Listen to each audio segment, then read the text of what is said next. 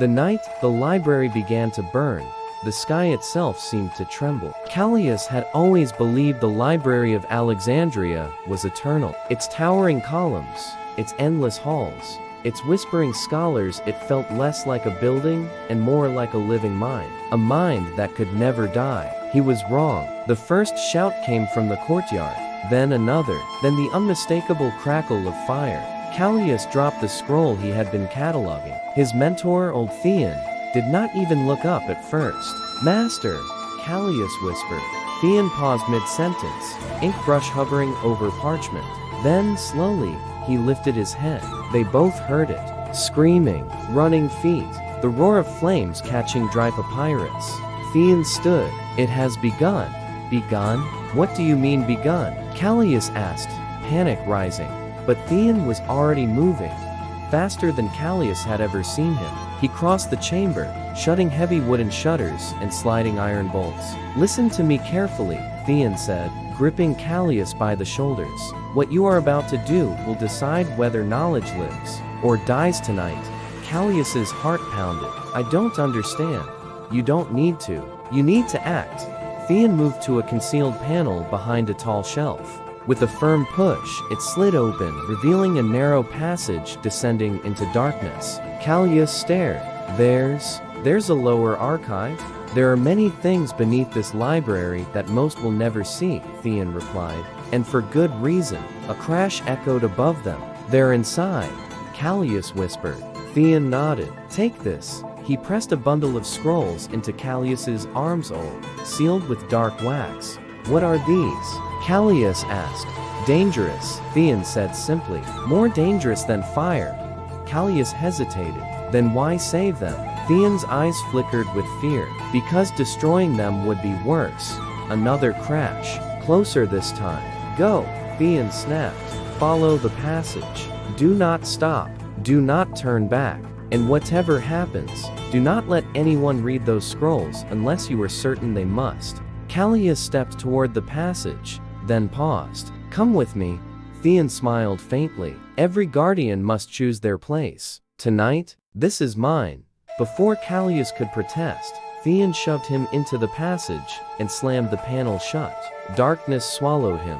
The tunnel smelled of stone. Kallias stumbled forward, clutching the scrolls tightly. Behind him, he could still hear the chaos, the shouts, the fire, the collapse of something vast. But Theon's voice echoed in his mind. "Do not turn back." So he kept moving. The passage twisted downward, lit only by faint torches. Finally, the tunnel opened into a chamber. Kallias stopped in awe. It was enormous, larger than any hall above. Shelves carved into the stone walls held countless scrolls, sealed in clay containers. Statues lined the perimeter, their faces worn smooth by time. Kallias approached the nearest shelf, setting his bundle down. Symbols covered its circles within circles, lines intersecting at impossible angles. A voice spoke behind him. "You should not be here." Kallias spun around. A figure stood at the far end of the chamber. "There is no path into this place that is not known to those who guard it," the figure replied, stepping forward. It was a woman. "Who are you?" Kallias asked. "A question you are not yet ready to understand," she said. "A better question is, who are you?" "Kallias, apprentice of Theon."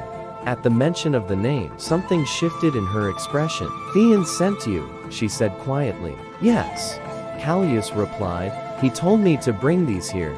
He gestured to the scrolls. The woman approached slowly, studying them.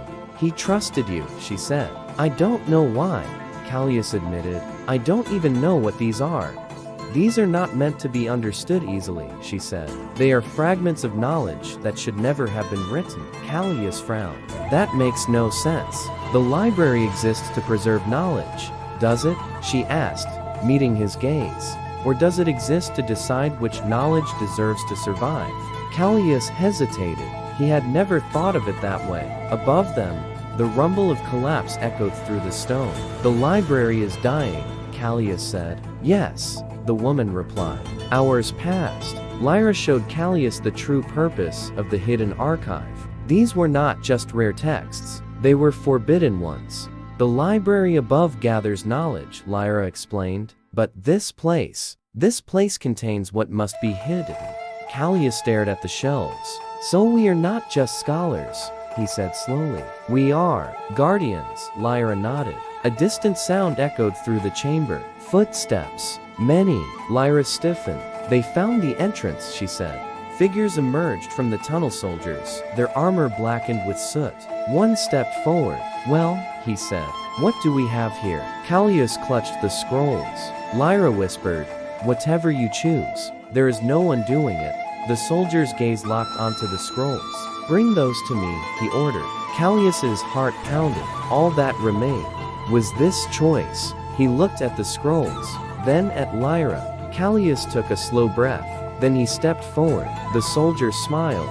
Good, he said. You understand your place. Kallias nodded. I do. And then he threw the scrolls into the nearest torch. Flames erupted instantly, consuming the ancient parchment. No, the soldier shouted. Chaos exploded in the chamber. Lyra moved like lightning, knocking the torch from the soldier's hand and sending sparks scattering. The fire spread faster than they expected. Kallias stumbled back, watching as the scrolls burned. For a moment, he felt horror, then relief. The soldiers retreated, coughing and cursing. Lyra grabbed Kallias's arm. This way, she shouted. They ran into a side passage. They emerged hours later, far from the ruins. The sun was rising. Kallias turned back. Only silence. It's over, he said. Lyra shook her head. No, she said. It has only begun. Kallias frowned. What do we do now? Lyra smiled faintly. The world would always hunger for knowledge, and someone would always have to protect it from itself.